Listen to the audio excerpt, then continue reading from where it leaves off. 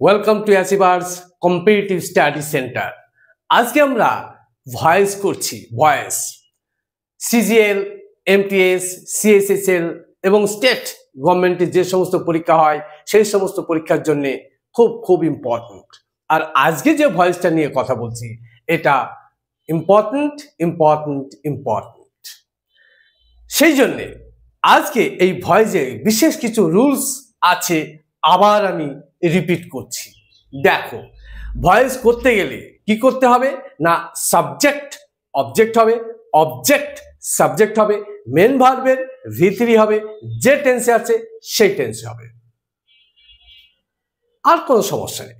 ঠিক এইভাবে করলেই তোমার ভয়েস কিন্তু হয়ে যাবে। আর ভয়েস এই জায়গাটাতে তোমাকে ভালো করে বুঝে নিতে হবে। এটা এরর কারেকশনে আসতে পারে, ফিল ইন দ্য ব্ল্যাঙ্কস আসতে পারে, এটা নো ইমপ্রুভমেন্টে আসতে পারে, কোথায় না আসে। অর্থাৎ ভয়েস তোমাকে কিন্তু ভালো করে জানতে হবে, আর ভয়েস চিনতে শিখতে হবে। ভয়েস যদি তুমি না চিনতে পারো তাহলে কিন্তু সেই সমস্যাগুলি দূর হতে সময় লাগবে। সেই জন্য আমি বলবো টেন্সটাকে ভালো করে গ্র্যাব করতে হবে এবং ভালো করে বুঝে নিতে হবে যে এটা কোন টেন্সে আছে। টেন্স যদি তুমি জানতে পেরেছো, উইদিন 1 to 3 সেকেন্ডের মধ্যে তোমার ভয়েস হয়ে যাবে। অর্থাৎ খুব অল্প সময়ের মধ্যে তুমি এটা কমপ্লিট করতে পারবে। লুক, ভয়েস নাম্বার 13 কি বলছে? Mahesh was reading the Gita. Mahesh Gita পড়ছিল। তাহলে এটা কি আছে? Past continuous. এই দুটো মিলে কিন্তু ভার্ব, দুটো মিলে।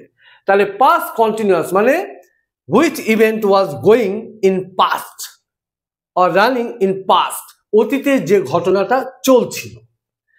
তাহলে মহেশ গীতা পড়ছিল, তাহলে এটা পাস্ট কন্টিনিউয়াস। তাহলে পাস্ট কন্টিনিউয়াসের প্যাসিভ কি হবে? Past continuous. তাহলে পাস্ট কন্টিনিউয়াসের প্যাসিভ কি হবে না, এখানে আমি লিখছি, দেখো পাস্ট কন্টিনিউয়াসের প্যাসিভ। তাহলে V1 তার সাথে ING, ঠিক আছে? তার আগে কি থাকবে?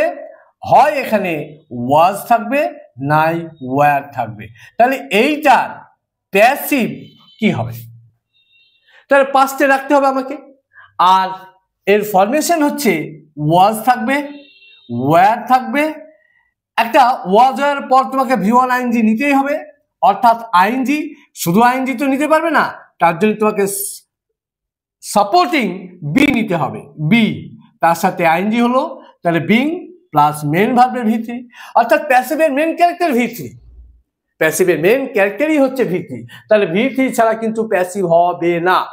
আর V3 কোথায় থাকে? টেন্সে।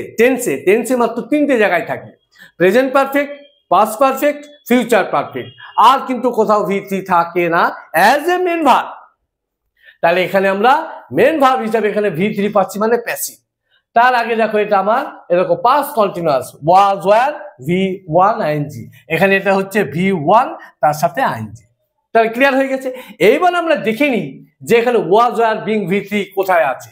সবার আগে দেখতে হবে এটা কি আছে? এটা সাবজেক্ট আছে। এটা কি আছে না, এটা অবজেক্ট আছে। তাহলে অবজেক্ট সাবজেক্টে আসবে। তাহলে দেখি অবজেক্ট সাবজেক্টে এসছে কিনা। এখানে যেভাবে আছে ওটাকে সেইভাবে এখানে এসে কিন্তু আসতে হবে, নো চেঞ্জ, কোনো পরিবর্তন চলবে না। তাহলে এখানে কি আছে? আমি নিচের থেকে দেখছি দ্য গীতা। দ্য গীতা আছে? নেই, that is wrong. Am I clear? Okay. Next, the Gita. The Gita আছে? আছে। The Gita কটা? একটা না দুটো? একটা। তাহলে কি হবে? Was. That is wrong. Am I clear? Okay. Next, the Gita. The Gita আছে? কটা? একটা। একটা আছে? Was. তাহলে was পেয়েছি। তার সাথে being আছে? being, এই যে being, হ্যাঁ being পেয়েছি। মেন ভার্বে V3 পেয়েছি। by Mahesh, that is right. Clear হচ্ছে? Now next, Mahesh is reading the Gita. তাহলে এটা দেখো, এটা হচ্ছে present continuous tense, not passive. That is wrong. তাহলে এইভাবে তুমি যদি টেন্সটাকে ঠিকমতো গ্র্যাব করতে পারো তাহলে কিন্তু তুমি ভয়েস উইদিন 2 to 3 সেকেন্ডের মধ্যে তোমার কমপ্লিট করতে তুমি পারবে। ভিডিওটি লাইক করবে, শেয়ার করবে এবং কমেন্ট করবে। বেশি বেশি করে কমেন্ট করো।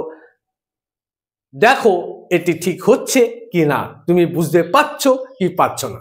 সেই জন্য বলবো লাইক করবে, শেয়ার করবে এবং কমেন্ট করবে, আর সাবস্ক্রাইব করতে ভুলো না।